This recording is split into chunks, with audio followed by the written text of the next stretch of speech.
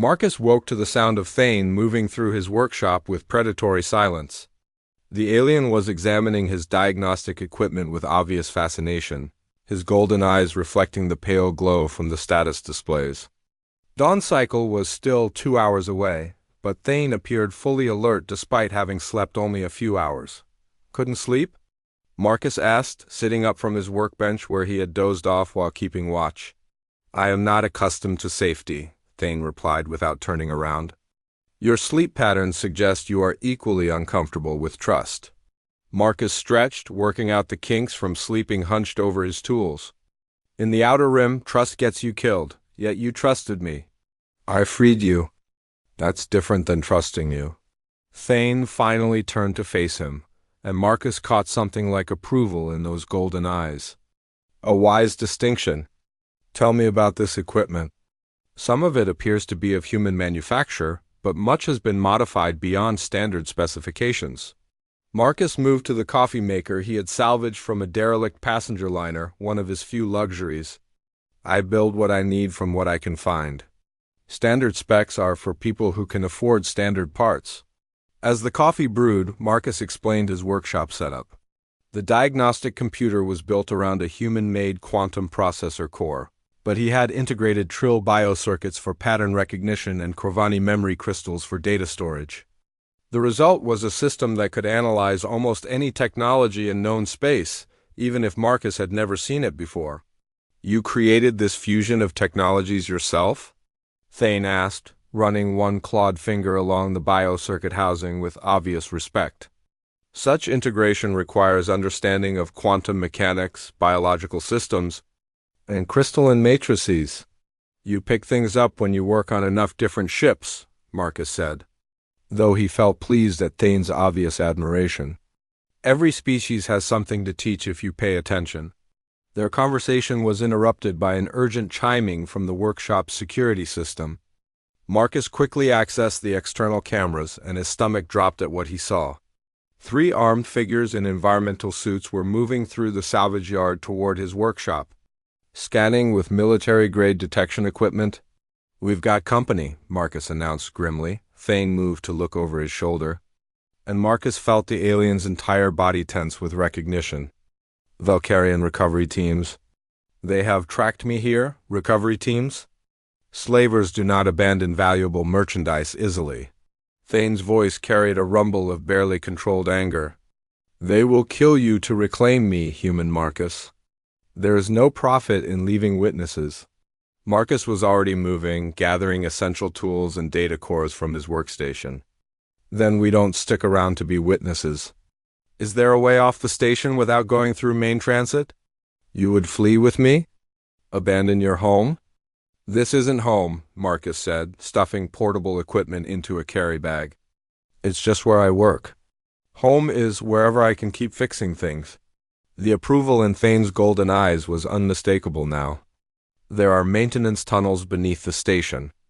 They connect to the old mining levels before Kepler Station was converted to a trading hub. Can they support ship traffic? Small craft only, but ships that size lack jump capability. Marcus grinned despite their dangerous situation. Good thing I know where to find one. They slipped out through the workshop's maintenance hatch just as the Valkyrian team reached the main entrance. Marcus led Thane through a maze of service corridors he had mapped during his months on the station. Avoiding the main passages where their movement might trigger automated security alerts, the small craft Marcus had in mind was technically abandoned property. A human-built courier ship that had been impounded for unpaid docking fees 6 months ago. Station authorities had stripped it of anything valuable and left the hull to rust in the deep maintenance bays where hardly anyone went. What they didn't know was that Marcus had been secretly restoring the ship's systems during his off hours, partly as a technical challenge and partly because he always liked having an exit strategy. The maintenance bay was exactly as Marcus had left it, lit only by emergency lighting and filled with the echoing sounds of the station's life support systems. The courier ship sat in the center of the bay like a sleeping metal bird. 30 meters of sleek human engineering designed for speed and stealth. The swift current, Marcus said with obvious affection as they approached the ship. She's not much to look at, but the jump drive is solid and the engines will outrun anything the Valkyrians have. Thane examined the ship with a critical eye. The hull configuration suggests this vessel is designed for atmospheric entry as well as spaceflight. Standard courier design? Never know when you might need to make planetfall in a hurry. Marcus activated the ship's boarding ramp with a control sequence he had programmed months ago. Come on, let's get her powered up before our friends figure out where we went. The ship's interior was cramped but functional, designed for a crew of 2 with minimal cargo space.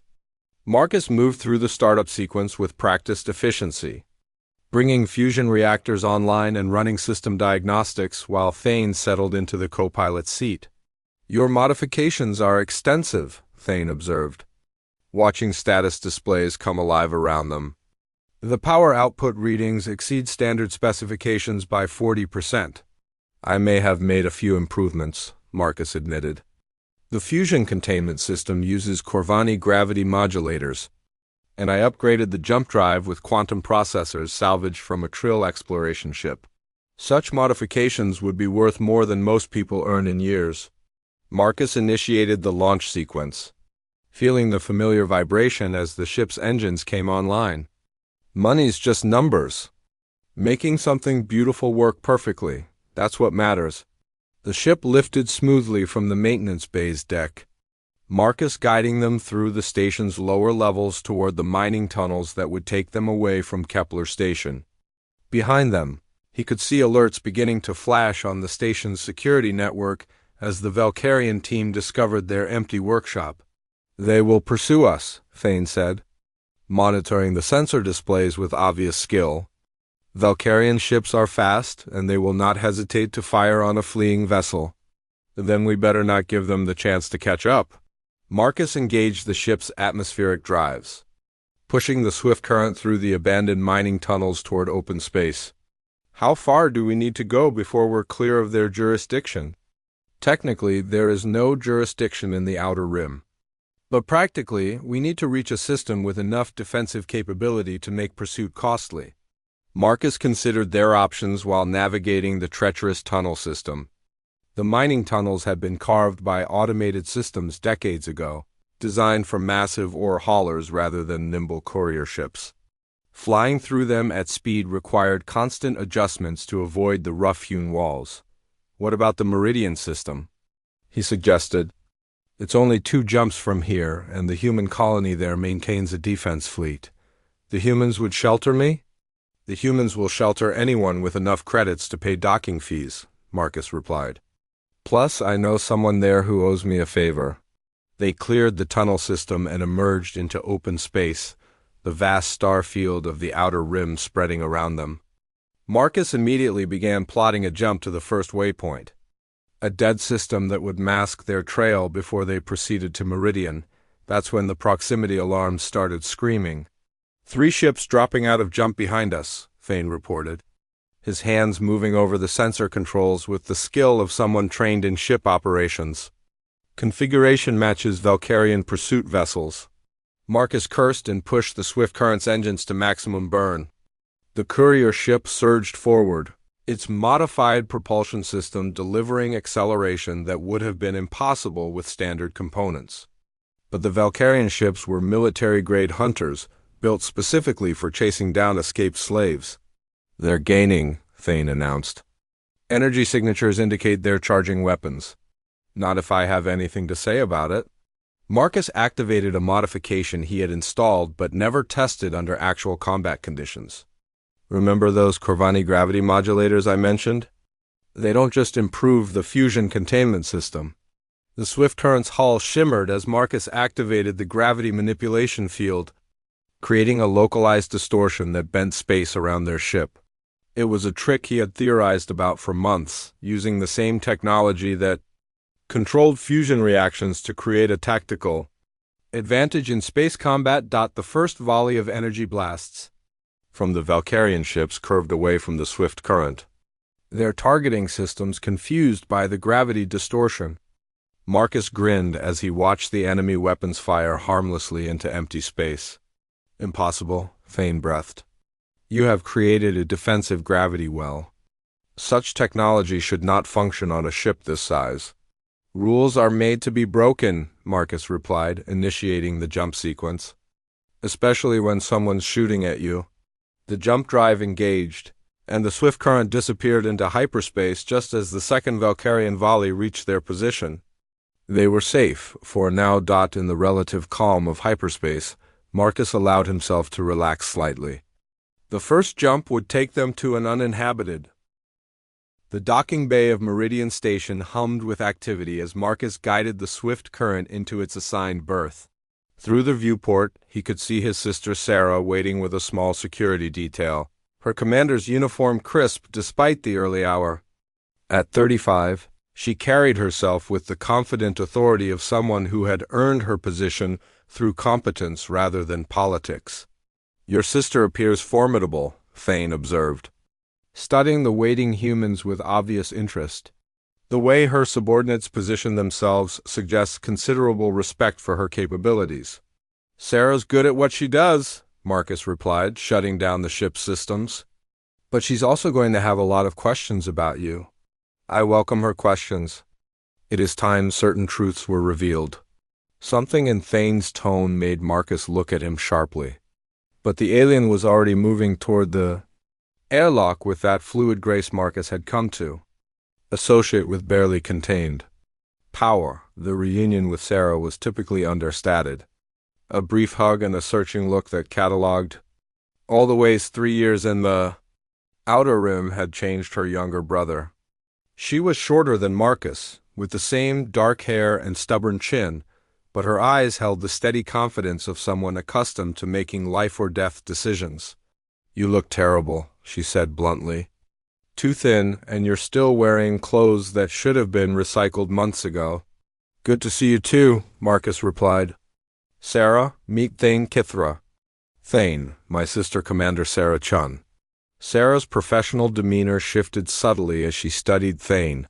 Marcus could see her military training engaged, cataloging potential threats and advantages with the swift efficiency of an experienced officer.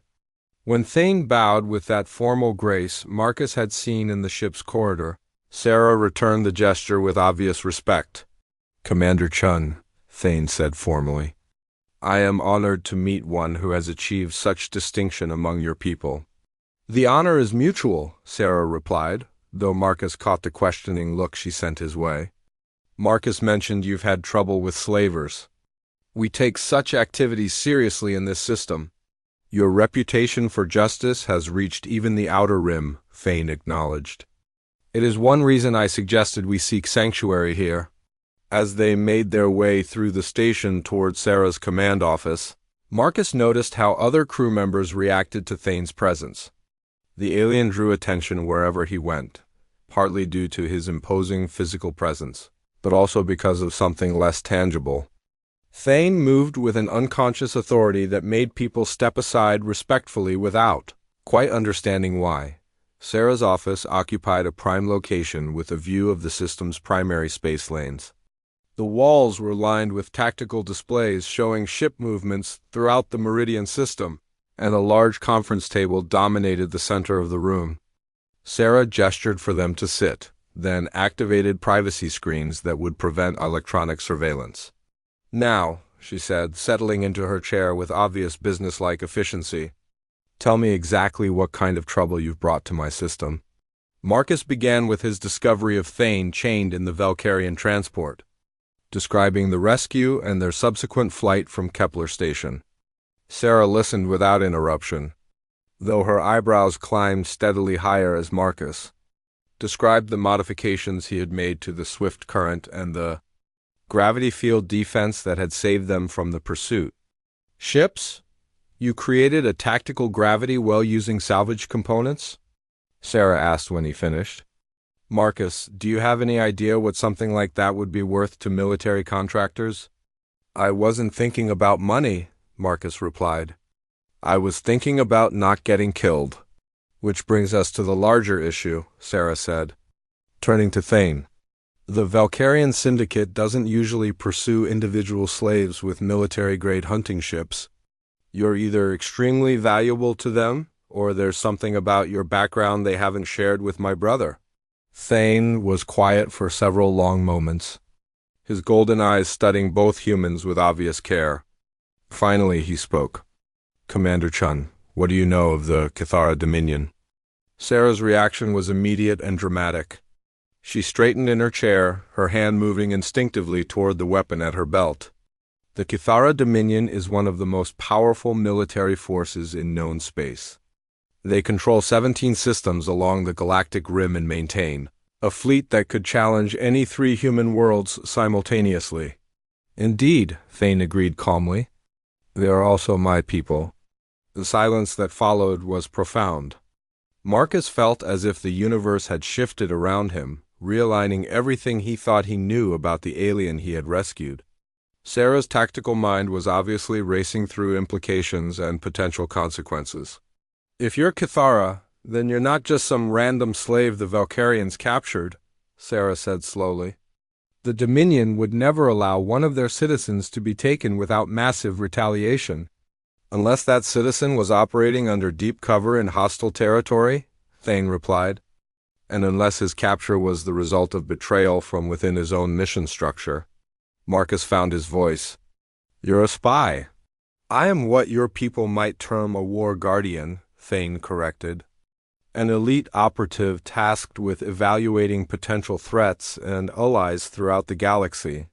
For the past year, I have been investigating reports of human expansion into territories the Dominion considers strategically significant. And your conclusions? Sarah asked, her tone carefully neutral. Thane looked directly at Marcus. That humanity possesses qualities that make your species uniquely valuable as allies and uniquely dangerous as enemies. What kind of qualities? Marcus asked, though he suspected he already knew the answer. Innovation beyond conventional limitations. Moral courage that drives individuals to risk everything for strangers. The ability to find solutions where others see only problems. Thane gestured toward the swift current visible through the office's viewport.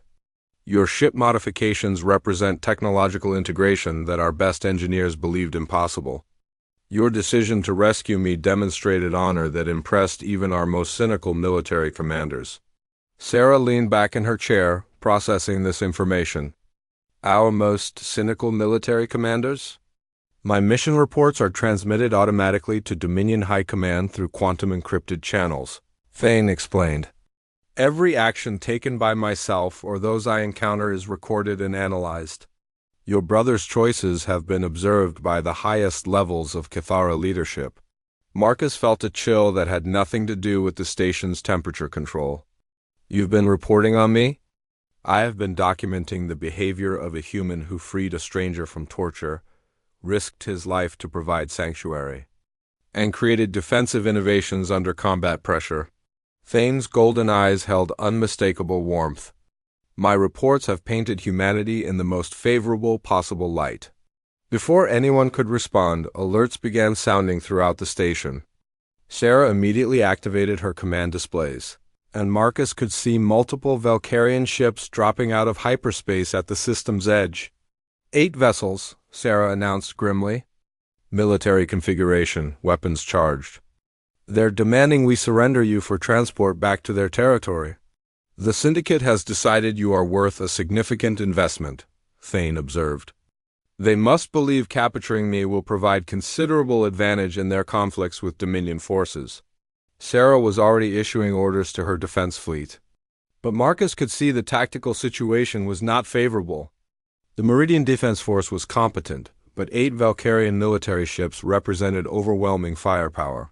There's another option, Marcus said quietly. Thane, you said you're transmitting reports to your high command. How long before they respond to Valkyrian aggression in human space? Dominion policy requires immediate response to attacks on Cathara personnel, Thane replied. However, the nearest battle group is 6 hours away. Then we need to buy 6 hours, Sarah said. My ships can delay them, but not defeat them. Not without significant casualties. Marcus was already moving toward the door. Not if I can help it. Marcus, what are you planning? Sarah called after him. Something probably very stupid, he replied. Thane, I need you to send a message to your people. Tell them a human engineer is about to demonstrate why our species might be worth a formal alliance. The next hour passed in frantic activity as Marcus worked to implement a plan that existed more as intuition than engineering. Using the station's industrial fabrication facilities, he began constructing modifications to the Meridian Defense Force's shield generators. The concept was similar to the gravity field he had created for the Swift Current, but scaled up to protect an entire space station. Sarah coordinated the defense, positioning her ships to maximum advantage while buying Marcus time to complete his work. The Valkyrian fleet maintained their position at the system's edge, apparently content to wait while their commanders negotiated with what they assumed was a helpless human colony. Thane worked alongside Marcus with an efficiency that spoke of extensive technical training. The aliens' understanding of advanced physics proved invaluable as they struggled to integrate multiple technologies into a functioning defense system. This should not work, Thane said as they installed the final components. The power requirements alone should have. The salvage yard stretched for miles under the pale orange sun of Kepler Station, a graveyard of twisted metal and broken dreams where the galaxy's unwanted machines came to die. Marcus Chen wiped grease from his hands with a rag that had seen better decades, his weathered face squinting against the harsh light reflecting off countless hull fragments. At 32, he had spent half his life in places like this, coaxing life from dead engines and finding purpose in the discarded. The morning had started like any other. Marcus received his work order from the station's automated system. Salvage useful components from a crashed Valkyrian transport that had limped into port 3 days ago. The ship's captain, a nervous trill with shifting scales, had abandoned it the moment dock fees came due. Now it belonged to the salvage consortium, and Marcus belonged to them until his contract ran out in 18 months. Marcus approached the Valkyrian vessel with the practiced eye of someone who understood that every piece of technology told a story. The transport was larger than most civilian ships, built for hauling cargo across the dangerous outer rim where pirates and worse things prowled between systems. Its hull bore scorch marks from energy weapons and impact craters from kinetic rounds. Someone had fought hard to bring this ship down. The cargo bay doors hung open, their hydraulic systems long since failed. Marcus activated his portable light array and stepped inside, breathing through his mouth to avoid the metallic smell of recycled air gone stale. The bay was mostly empty, stripped clean of whatever valuable cargo it once carried. But Marcus wasn't looking for cargo. He was hunting for the good stuff hidden in the walls: quantum processors, gravity modulators, power coupling systems that could be refurbished and sold to keep smaller ships flying. That's when he heard it. A low rumbling sound that definitely didn't belong to any mechanical system he knew. Marcus froze, one hand moving instinctively to the plasma cutter hanging from his belt. In the outer rim, you learned quickly that mysterious sounds meant danger, and danger meant death if you weren't careful. The sound came again, and this time Marcus could identify it as something biological. Something breathing. Something big got following standard salvage protocol. Marcus should have backed out immediately and reported a possible stowaway to station security. Instead, he found himself moving deeper into the cargo bay, drawn by a curiosity that had gotten him in trouble his entire life. The breathing sounds grew stronger as he approached what looked like a maintenance corridor. Leading toward the ship's engine compartment, the corridor was cramped, barely wide enough for Marcus to squeeze through with his toolkit. Emergency lighting flickered sporadically, casting dancing shadows that made every movement seem threatening. As he progressed, the breathing became more labored. Almost pained, Marcus rounded a corner and stopped dead in his tracks, chained to the corridor wall with energy restraints that hummed with barely contained power. Was the most magnificent creature he had ever seen. It stood nearly 7 feet tall even in its crouched position, with a body that blended feline grace with predatory power. Its fur was deep midnight blue with silver striping that seemed to shift in the flickering light. The creature's face was unmistakably feline but larger and more intelligent than any Earth cat, With eyes like molten gold that tracked Marcus's every movement, the energy restraints bit deep into the creature's wrists and ankles, leaving raw wounds where the power fields had burned through fur and flesh. Its clothing, if you could call it that, was little more than tattered remnants of what might once have been armor. Despite its obviously weakened condition, the creature watched Marcus with an alertness that spoke of a predator calculating angles of attack for several long moments. Human and alien stared at each other across the narrow corridor. Marcus had encountered alien species before Kepler Station, served as a hub for dozens of different civilizations, but never anything like this. The creature radiated a presence that made Marcus's instincts scream warnings about apex predators and things that killed for survival. Then the creature spoke, its voice a deep rumble that seemed to vibrate through the corridor walls. The words were in standard Galactic, accented with growls and purring undertones. "You are not Valkyrian." "No," Marcus replied, surprised by how steady his own voice sounded. "I'm human. My name is Marcus. I'm here to salvage parts from this ship." The alien's ears twitched forward, a gesture that might have indicated curiosity. "Human, I have heard of your species. You are very far from your homeworlds. Work takes you where it takes you," Marcus said, then gestured toward the energy restraints. "Those look painful." A sound that might have been bitter laughter escaped the creature's throat. "Pain is temporary. These bonds are designed to hold creatures far stronger than I currently am. They will not yield to physical force." Marcus studied the restraint system with professional interest. Energy shackles were common throughout the galaxy, used by slavers and prison systems because they were nearly impossible to break by conventional means. But Marcus wasn't conventional. He was a mechanic who had spent years learning how systems worked, and more importantly, how they failed. "Every system has a weakness," he said, pulling his scanner from his toolkit. "Mind if I take a look?" The alien's golden eyes narrowed. "You would risk yourself for a stranger? For one who could kill you easily once freed?" Marcus paused, considering the question seriously. The smart thing would be to walk away, complete his salvage job, and let station security deal with whatever was happening here. But the creature's wounds told a story of cruelty that Marcus recognized. He had seen enough slavery in the Outer Rim to know injustice when he found it.